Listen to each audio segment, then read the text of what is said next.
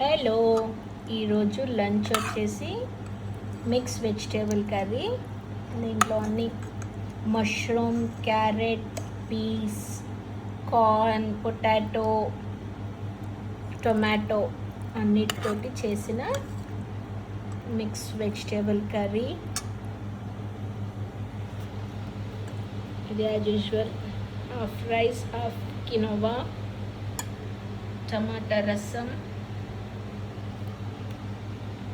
And ఇంట్లో పెట్టిన నిమ్మకాయ పచ్చడి. ఇంకా సర్వ్ చేసుకుందాం. ఇంట్లోనే నేను టమాటాలు ఊరబెట్టి తాలింపు చేసా.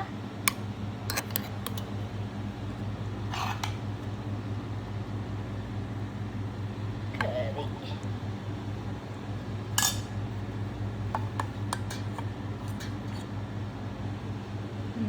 రైస్.